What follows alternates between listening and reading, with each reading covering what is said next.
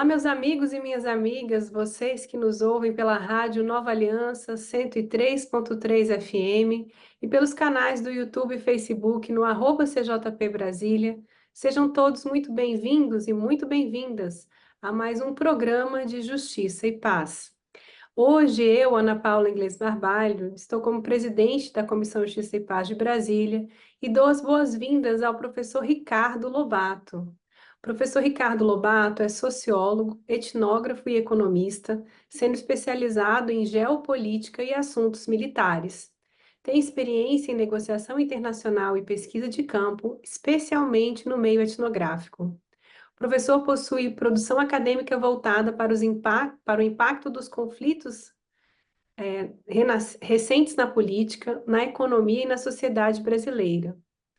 Sobre o tema refúgio e migração, que é o tema do nosso programa de hoje, o professor e a Equilibrium Consultoria trabalham diretamente com o Serviço Jesuíta de Migrantes e Refugiados, o SJMR, realizando as relações institucionais e internacionais do serviço.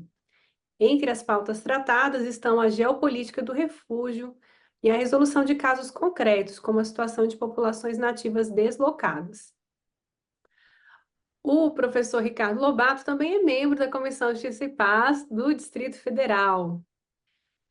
Seja muito bem-vindo, Ricardo. Esse é o nosso programa semanal da Comissão de Justiça e Paz, que vai ao ar na Rádio Nova Aliança, 103.3 FM, aos domingos, às 20 horas. Logo na sequência, temos a palavra de Dom Paulo César na nossa grade da programação e vai ao ar aos sábados, às 11 horas da manhã, nos nossos canais do YouTube e do Facebook. O tema do nosso programa de hoje é a geopolítica do refúgio, um olhar além da polarização. Obrigada pela sua presença aqui, professor Ricardo, seja bem-vindo. E, inicialmente, vamos começar com a saudação aos nossos ouvintes nesse contexto do programa Justiça e Paz. Seja bem-vindo. Oi, Ana, muito obrigado, nossa querida presidente da Comissão de Justiça e Paz aqui de Brasília, a todos e todos os nossos ouvintes. É um prazer estar aqui participando do nosso programa dessa semana. O Papa Francisco recentemente lançou uma mensagem para o Dia Mundial do Migrante e do Refugiado de 2024. O dia, ele é de fato celebrado no domingo de 29 de setembro de 2024, e o tema é Deus caminha com o seu povo. Esse é o título escolhido pelo Papa Francisco para sua mensagem para o próximo Dia Mundial do Migrante e do Refugiado. De fato, o Papa Francisco ele faz o lançamento da mensagem do Dia Mundial do Migrante muito antes da data de celebração, né? E um dos objetivos de ser muito antecedente é para fomentar a discussão na sociedade sobre as questões dos migrantes atualmente, dos refugiados. A gente sabe que existe uma diferenciação técnica entre esses termos. E o Santo Padre nos recorda que todos nós, povos de Deus, somos migrantes nesta terra, a caminho da verdadeira pátria, o reino dos céus. Os migrantes são um ícone contemporâneo desse povo em caminho, da igreja em caminho. E, ao mesmo tempo, é neles e em todos os nossos irmãos e irmãs vulneráveis que podemos encontrar o Senhor que caminha conosco. É por isso que o Dicastério para o Serviço de Desenvolvimento Humano Integral está promovendo uma campanha de comunicação e preparação ao Dia Mundial dos Migrantes e Refugiados de 2024, na qual convida todas as pessoas de boa vontade a organizar iniciativas com migrantes, refugiados e pessoas vulneráveis. A ideia é percorrer um pedaço da estrada juntos com nossa comunidade, paróquia, diocese, arquidiocese, no nosso caso, envolvendo também os habitantes das periferias existenciais que o Papa Francisco nos incentiva a acolher. E existe um material de apoio que está sendo preparado para essas iniciativas, sempre com o lema de não deixar ninguém para trás. Para quem nos acompanha pelas redes sociais do YouTube e do Facebook, nós vamos colocar no @CJP Brasília, o nosso canal do YouTube, Na descrição do vídeo essas informações sobre o texto da mensagem, sobre a campanha, o link para o vídeo, esse primeiro vídeo, Deus caminha com o seu povo. E esse vai ser a introdução do nosso programa. Ricardo, seja bem-vindo. Você é um especialista no tema. Nessa semana da primeira semana de julho, né, no dia 1º de julho, nós tivemos o Diálogo de Justiça e Paz, lá no pessoal do Centro Cultural de Brasília, em parceria com o Observatório Socioambiental Luciano Mendes de Almeida e com a Copaju Brasil, com o próprio SJMR. Nós tivemos um evento lindo falando sobre migrantes e refugiados no contexto da crise ambiental. Agora, hoje a gente está falando de uma forma mais ampla e também motivado pelas eleições que estão acontecendo agora na França, em alguns outros locais da Europa, e das eleições que vão chegar agora em setembro e outubro aqui no Brasil. Seja bem-vindo, Ricardo. Obrigado, Ana. Eu acho interessante, né? Eu gostei muito dessa introdução, porque a gente dá para fazer dois paralelismos com essa questão de migrantes e refugiados, né? Por exemplo, a primeira, pegando o gancho da mensagem do Santo Padre, é que nosso Senhor Jesus Cristo, ele próprio, assim como Nossa Senhora e São José, eram migrantes e eram refugiados. A gente não pode esquecer que, com a perseguição do rei Herodes, a família de Jesus foi forçada a se deslocar de sua cidade natal, justamente para evitar o que o pior acontecesse. E assim foi. Jesus foi um imigrante a sua vida inteira, andando de povo em povo, ou seja, mambembe nessas comunidades itinerantes. E aqui, falando do nosso caso em Brasília, é muito raro a gente encontrar alguém em Brasília que ou é da cidade, que não seja, que seja da cidade mesmo, ou que pelo menos se nasceu aqui, não tenha um pai ou um avô migrante, não só assim como uma mãe, uma avó, não só pelo fato da cidade ser recente, mas justamente por ser o tempo todo esse caldeirão itinerante, ou seja, a migração ela está no centro da vida pública brasileira, no centro da própria igreja. Então, assim, eu queria começar com essa mensagem só para mostrar que algo que parece tão distante da nossa realidade, ele está mais perto do que a gente pode imaginar. Você mencionou o contexto das eleições que estão se passando agora, né? E o nome do nosso diálogo de hoje, que tem a palavra polarização, ele ilustra muito bem isso. Quando a gente olha para o contexto desse país, assim como a gente chama na geopolítica do norte global, tem-se a imagem que são países de atração de pessoas, nações no espectro econômico mais desenvolvidas, nações com uma qualidade de vida melhor que a dos países também em terminologia geopolítica do sul global. Só que esses países eles vêm passando por a gente pode chamar revoluções no sentido de algo de profundas transformações socioeconômicas e também políticas. Desde a crise do euro de 2008, a crise das hipotecas nos Estados Unidos, que chega na Europa como a crise da zona do euro, esses países eles passam por profundas transformações econômicas na sua democracia liberal. E, ao mesmo tempo, se eles foram afetados por isso, os países do sul global também foram. Brasil, as crises econômicas que nós passamos não tem nada seria um pouco forte, mas não está muito relacionado com a de 2008, com a crise do euro. São mais fatores internos nossos, que eu não vou entrar aqui. Mas, quando a gente pensa nessa atração, a gente tem grandes zonas que estão fazendo com que mais migrantes se dirijam para esse chamado norte global. E aí que entra um aspecto profundo e muitas das vezes complicado das sociedades, que são dois mitos que a gente pode dizer que, principalmente, sem juízo de valor, se atentando aos fatos, a extrema-direita, a nova extrema-direita global tem se apropriado, que é esse medo do diferente, aquele que vai vir, vai roubar meu emprego, vai vir para destruir a minha cultura, vai vir para trazer uma chaga para o meu país, vai trazer mais violência.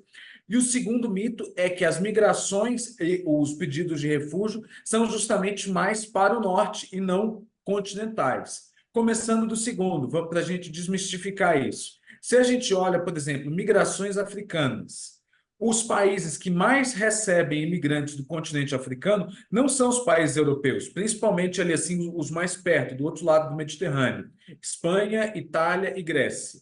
Os países que mais recebem imigrantes africanos são Marrocos, Líbia e principalmente África do Sul, ou seja, o grosso das migrações do continente africano não é para cima, é para baixo. O país na África que mais recebe migrantes e refugiados é a África do Sul. Do mesmo modo, aqui nas Américas, a gente pensa muito nos Estados Unidos, mas óbvio que tem uma série de acordos entre o governo mexicano e o governo americano para que você pare esses migrantes antes, mas México, Guatemala e Panamá são alguns dos países que mais recebem imigrantes quando você fala de América Central e do Norte. Em termos de América do Sul, pensando no caso da Venezuela, que é um grande caso de estudo recente, os países principais são Peru, Colômbia, Colômbia é o primeiro deles, e Brasil também. Aí desborda para outros também, como Chile e Argentina. E o caso de que essas populações vão chegar no norte global, vão levar a violência e tudo, aí entra a polarização que a gente estava falando, que é justamente a cartilha que o Santo Padre tanto ataca, dizendo que a gente tem que justamente integrar esses novos povos. Nesse diálogo que você mencionou, uma das perguntas que eu fiz para algumas das debatedoras era justamente como que a gente evita esse problema, ou seja, por que não ficar atacando a consequência, que é a migração, e não atacar a causa? Vamos evitar uma catástrofe socioeconômica naquele país que é o grande problema? Vamos evitar uma guerra naquele país que é o grande problema? Vamos evitar que tenha esse fluxo, justamente porque a raiz do problema está lá atrás, está algo que eu poderia fazer. E aí a gente chega no caso da polarização em si, que é esse discurso inflamado, que essa migração, lembrando que muitas das vezes o perfil do imigrante, migração, a gente falou aqui próprio Jesus, ou seja, a história humana, a história das migrações, que vai muito antes de Cristo, mas quando a gente coloca o perfil do imigrante contemporâneo, a gente tem que colocar o elemento etnia e raça. O perfil são imigrantes árabes, imigrantes negros, imigrantes latinos, que estão se deslocando para outros países. Não são mais aqueles êxodos que nós tivemos no final, na segunda metade do século XIX e na primeira metade do século XX, até ali o imediato pós-Segunda Guerra Mundial, de um perfil de imigrante basicamente europeu, branco, de diversas etnias. Então, esse é um aspecto que a gente tem que colocar também. E não pode desconceituar, fazer um paralelo, que a gente teve na segunda metade do século XX um processo de descolonização dos impérios europeus. E com isso, muitos daqueles povos que estavam nos continentes, principalmente Ásia e África, buscam um caminho, um novo caminho de vida justamente na antiga metrópole. Você mencionou as eleições que estão acontecendo. Então, se a gente pega caso, vamos ficar nas duas. Hoje, exatamente quinta-feira, 4 de julho, está tendo uma eleição no Reino Unido. Uma eleição no Reino Unido, onde o atual primeiro-ministro, muito provavelmente, vai perder a eleição. O Partido Conservador, que já está no poder há 14 anos, deve ser substituído pelo Partido Trabalhista, mas a gente tem um primeiro-ministro que é o primeiro, é até um pouco redundante, né? Mas é a primeira vez que um primeiro-ministro britânico é de origem indiana. A Índia, que era o Raj britânico, a grande pérola do Império Colonial Britânico nos séculos 18, 19 e 20, até a sua independência em 1947. A gente fala da França, onde, apesar do todo o discurso da extrema-direita francesa, do Rassemblement National, Reunião Nacional, anti-imigração, a gente não pode esquecer que o principal nome do partido hoje em dia, que foi durante muito tempo controlado pela família Le Pen e ainda é indiretamente controlado, mas o principal nome deles hoje em dia, Jordan Bardella, a gente já tem seu sobrenome. Bardella é italiano, é uma imigração intra-europeia, mas ele é filho de uma imigrante. Inclusive, ele coloca na sua biografia filho de uma mãe solteira. Então, ou seja, há todo esse processo que não pode ser desconsiderado aqui. E justamente nesse esteio a gente tem toda essa polarização, porque cria-se aquele mito, né, do inimigo. Se eu não posso oferecer soluções, eu trabalho com o medo. Se eu não posso oferecer uma resposta, eu tenho que achar um culpado. Um discurso que a gente pode encontrar paralelismos com algumas coisas no século XX que já se provaram extremamente danosas para a humanidade. Ricardo, eu acho interessante também ressaltar que o migrante, mesmo que ele esteja em situação irregular na sua migração, ele não é um criminoso, né? Você entrar num país sem a autorização, em poucos países é considerado crime. Na maior parte dos países é considerado uma situação irregular que pode ser regularizada administrativamente. O Brasil é um desses casos, né? Em que você entrando no Brasil de uma maneira não oficial, uma maneira não carimbada. Por que que eu falo isso? Porque as pessoas falam assim, ah, mas por que que a pessoa não entrou de uma forma regularizada no país? Muitas vezes, quando a pessoa está fugindo de uma situação de conflito, fugindo de uma situação de clima, né, uma urgência climática, algo extremo, um clima extremo, ela não tem passaporte ou ela perde o seu passaporte, ela deixa os documentos para trás, ela vai tentar salvar a sua vida e com esse processo de tentar salvar a sua vida e de sua família, essa parte burocrática, que é algo muito recente na história da humanidade, vamos colocar isso muito Tá. claramente, né? Essa necessidade de você ter um documento para você entrar dentro de um outro país é algo muito recente na história da humanidade. A gente pode estar falando aí de 200 anos para agora, para os anos 2000, por volta de 1800, quando começam realmente a se tornarem estruturas burocráticas mais robustas, você começa a ter documentos migratórios, porque antes as pessoas também não tinham nem documento de nascimento, não era registrado. Você tinha a certidão de batismo na Igreja Católica, na maior parte do Ocidente, e os documentos migratórios, eles não existiam. A pessoa levava uma carta dizendo quem ela era, muitas vezes, o pároco assinava essa carta dizendo que conhecia aquela pessoa, com o selo paroquial, e isso se fazia às vezes de documento migratório, mas não era uma obrigatoriedade. Então, o migrante, muitas vezes, ele chega até uma fronteira sem os documentos necessários para fazer a migração regular, mas ele não é um criminoso.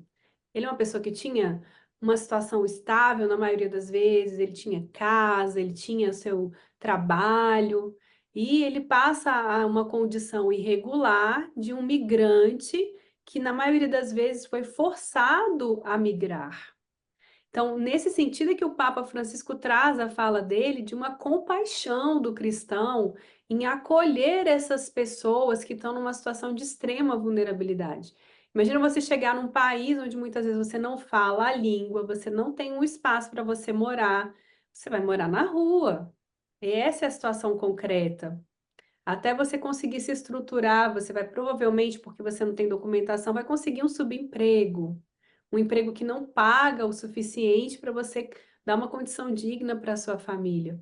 Então, o Brasil, inclusive, em outros momentos, foi uma porta de recepção de imigrantes no início do século XX, né, por volta de 1900, acolhendo imigrantes japoneses, imigrantes europeus em maior densidade. Hoje acolhe muitos imigrantes do Oriente Médio e recentemente os venezuelanos, né? Então, assim, já tem estudos que mostram que os imigrantes trabalham mais, que os imigrantes produzem mais riqueza, eles querem fazer, assim, querem dar certo naquela nova terra, né? Então, a gente tem que desmistificar esse medo que é gerado a partir do imigrante, o diferente, aquele que está tentando uma vida nova. Eu queria que você comentasse um pouco, a gente falou da extrema-direita, as pessoas não entendem como que funciona essa conexão de gerar o medo e de um partido de extrema-direita repetir esta mensagem. E aí eu queria que a gente trouxesse um pouco para que as pessoas entendessem, por exemplo, quando lá tem uma representante do partido de extrema-direita italiano que ela criou aquela frase Attenzione pickpocket, né? Ela pegava numa praça e gritava, atenção, batedor de carteira. Gente, a gente sabe que batedor de carteira existe em toda grande metrópole, em todo centro de grande metrópole, e quando você tem uma cidade que é muito turística, é mais comum ainda você ter o batedor de carteira, porque as pessoas estão distraídas, estão prestando atenção nos monumentos, estão cheias de informações novas, porque estão naquele novo ambiente, que é uma situação que vulnerabiliza a pessoa e deixa ela suscetível muitas vezes a ser furtada, né? na, nos seus pertences, né? Tirar a carteira. Então, atenção, pickpocket, atenção, batedor de carteira. Só que aí ela começou a associar esses batedores de carteira como sendo pessoas migrantes. E nisso reside um problema. Então, eu queria que você abordasse um pouquinho mais sobre isso e falar como o Papa Francisco tenta transformar essa concepção e fala que esse não é um caminho bom para o bom cristão. Ana, é perfeita essa sua caracterização. Pegar alguns pontos aqui assim para a gente chegar nesse final. Então, assim, quando você fala do Brasil, Brasil foi justamente um dos temas desse diálogo que nós tivemos na última segunda-feira, no dia primeiro, né, no âmbito dos 40 anos da Declaração de Cartagena. Ele é pioneiro não somente na adoção dos princípios de Cartagena, uma contextualização rápida. Cartagena surge lá atrás, em 1984, porque a carta de migrações que você tinha anterior, migração e refúgio que você tinha anteriormente, que era de 1951, ela era para um contexto muito específico, que era a Europa após a Segunda Guerra Mundial. E no Cone Sul, anos 80, aquele recorte temporal e aquelas leis já não se aplicavam mais. Então, no âmbito das Nações Unidas, a Acnur, a Agência da ONU para Migrantes e Refugiados, você redesenha essa política e o Brasil ele amplamente adota isso. A sua fala sobre a dificuldade de encontrar emprego, alguns dados. Então, primeiro do Brasil.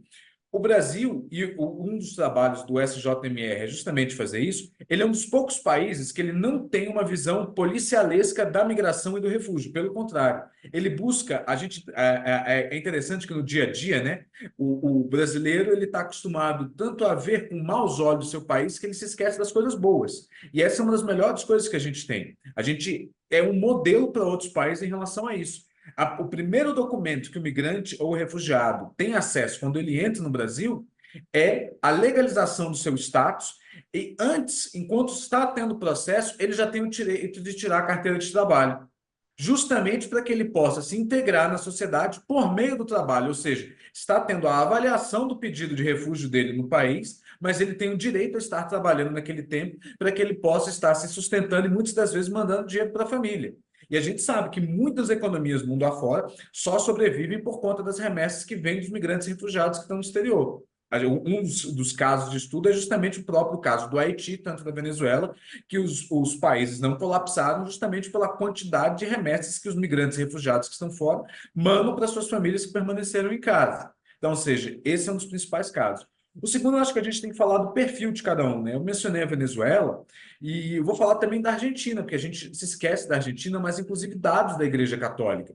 A Argentina está sofrendo periodicamente, principalmente nos últimos 7 meses, já sobre o governo Javier Milei, um êxodo populacional. A gente lembra da Venezuela e a gente tem que colocar o perfil de cada um desses países. Quando a gente pensa na Venezuela, que começa com uma crise humanitária, o grosso é em 2018, mas é um processo que se arrasta desde pelo menos 2016, ou seja, há mais ou menos 8 anos.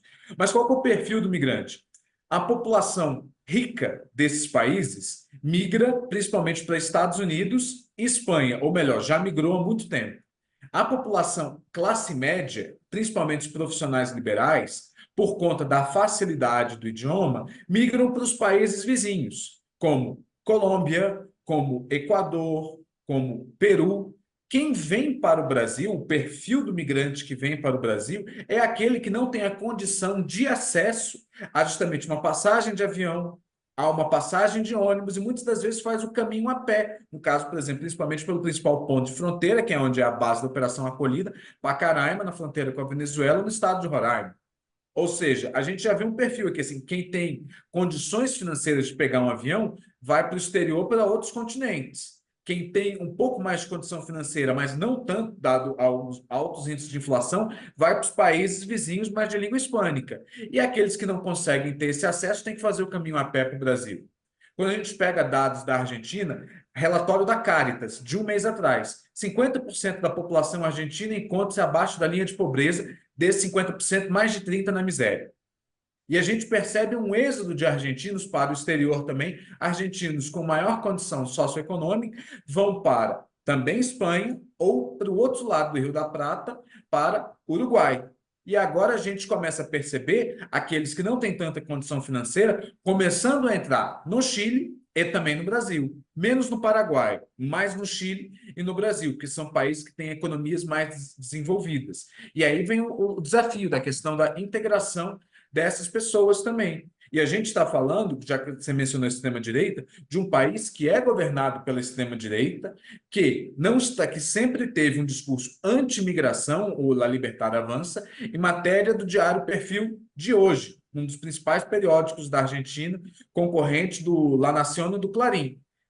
A preocupação maior dos argentinos hoje, julho de 2024, deixou de ser a inflação e passou a ser a pobreza, o aumento acelerado da pobreza. E a gente sabe, e é o raciocínio que eu fiz, quanto maior é a pobreza num país, maior é o êxodo desse país, justamente porque as pessoas, um percurso natural dos seres humanos, e aqui entra a frase do Papa Francisco, estão sempre em busca de melhores condições de vida. E a gente tem que ver justamente qual que é o perfil de cada um desses. Por quê? Porque você vai tratar alguém que tem um maior acesso a recursos financeiros de uma forma e outros que estão sofrendo das mesmas chagas, mas não têm tanto acesso a outras. Essa diferenciação tem que ser vista. Quando a gente olha, por exemplo, que alguns países, quando você teve o êxodo migratório depois do início da Guerra Civil Síria, lá em 2011, 2012, abriram as portas para médicos, para enfermeiros, para engenheiros sírios. Mas na hora do agricultor sírio entrar, culturas completamente diferentes. Justiça seja feita, a gente tem que colocar da forma como são. Aqui você tem, por exemplo, um agricultor europeu, ele está acostumado com um nível de mecanização muito maior do que um agricultor do Oriente Médio. Apesar de hoje em dia esse perfil já estar mudando por conta do avanço dos países árabes buscando cada vez mais se integrar nas economias de alta tecnologia.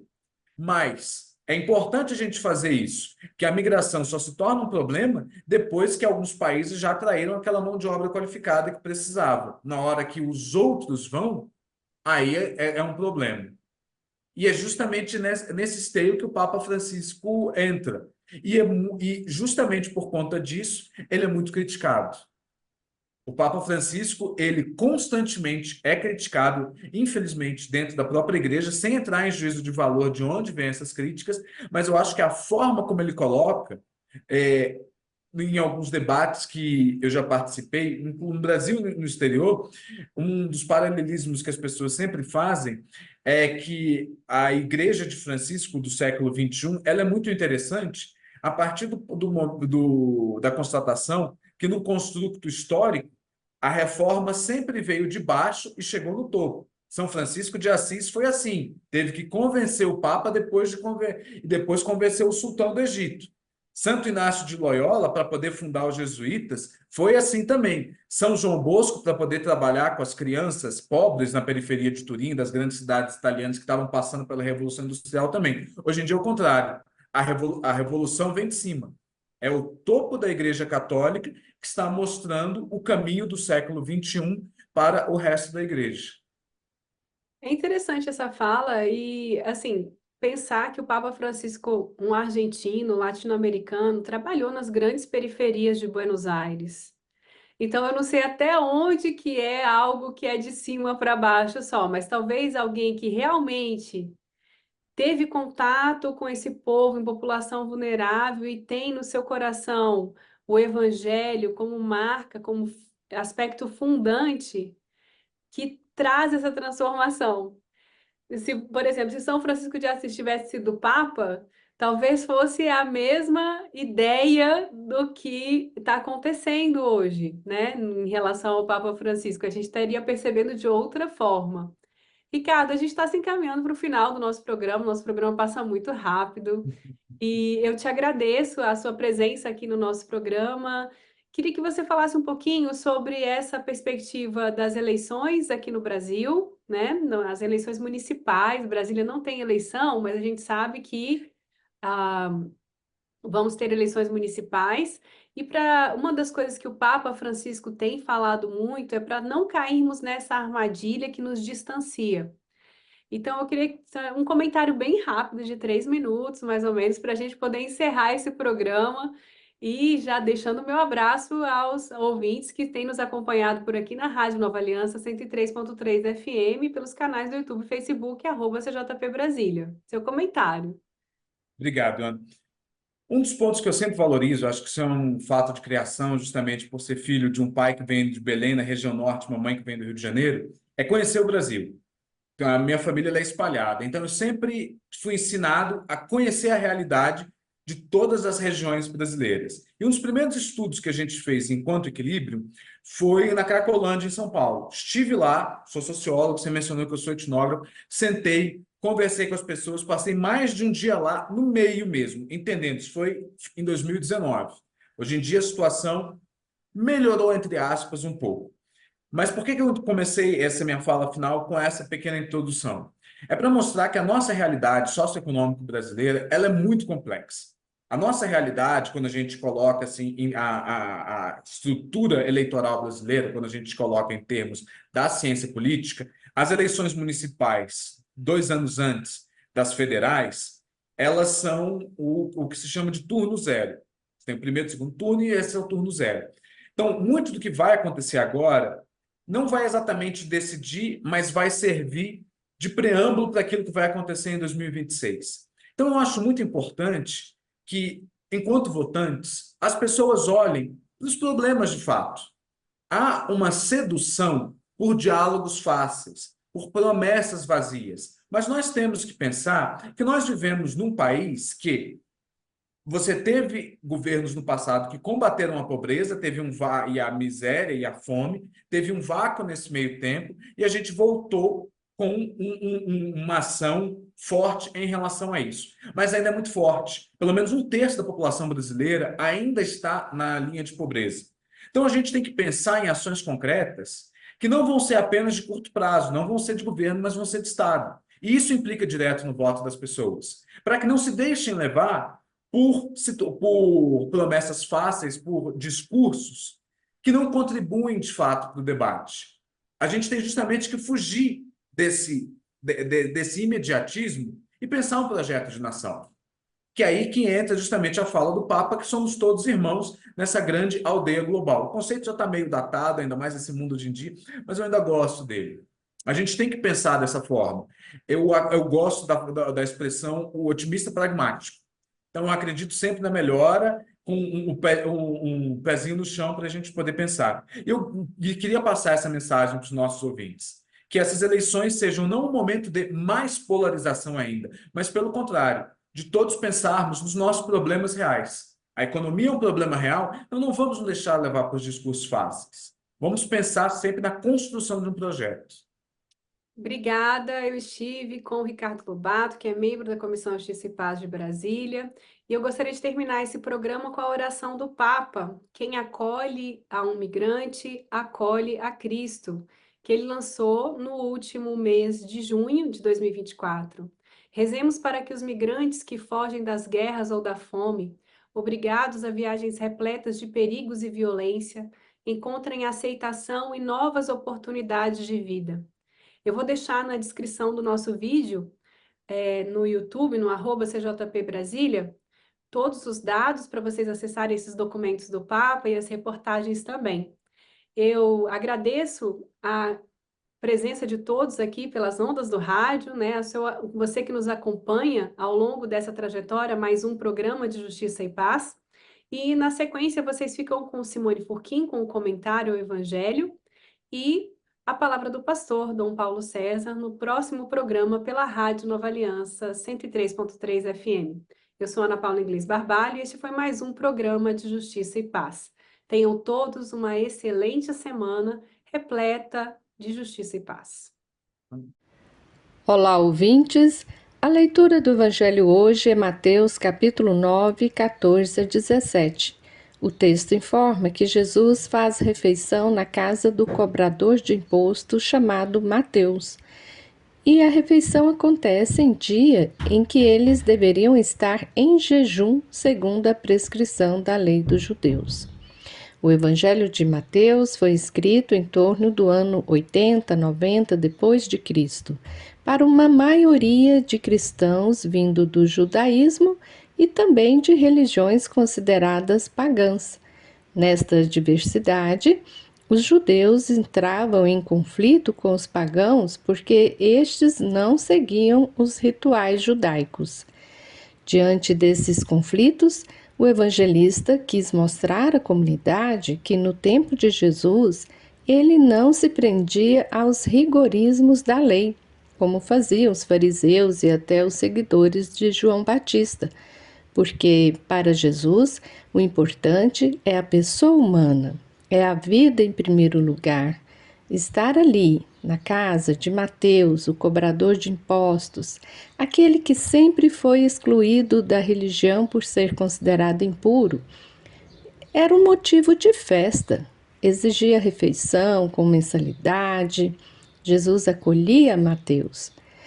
A comunidade mateana compreendeu que Jesus representava a nova aliança entre Deus e o povo. E numa metáfora já utilizada no Antigo Testamento, Jesus é o noivo. Não há motivo para jejum. Pelo contrário, deve haver festa, refeições com celebrações diante da boa nova do noivo, anunciando a salvação para todos e todas. Para criticar a visão dos judeus diante da lei de Deus, Jesus usa a seguinte metáfora: não se põe vinho novo em odres velhos, senão os odres se arrebentam, o vinho se derrama e os odres se perdem. Ou seja, Jesus vai dizer que eles, os fariseus, são como odres velhos, pois são fechados em suas tradições antigas e engessadas, enquanto eles estiverem com suas concepções antigas sobre a lei de Deus, com seus formalismos rituais e doutrinários, não poderão se renovar. São incompatíveis com a boa nova, a novidade mostrada por Jesus, o vinho da nova aliança. Nesta nova aliança, Jesus desconstrói a leitura e a percepção fundamentalista sobre Deus e seu projeto para dar pleno cumprimento à lei, conforme Mateus no capítulo 5, versículo 17. Devemos trazer essa questão para a nossa realidade hoje, pois ainda sofremos com os fundamentalismos religiosos. Muitas lideranças religiosas resgatam as atitudes rigoristas dos fariseus e doutores da lei lá do tempo de Jesus. Muitos usam a Bíblia, sobretudo o Antigo Testamento, para justificar atitudes de exclusão e de várias outras violências contra a pessoa humana. Oremos para que nós, em nossas comunidades, estejamos abertos à boa nova de Jesus, numa atitude de vida completamente nova, para acolher a novidade do reino dos céus. Amém.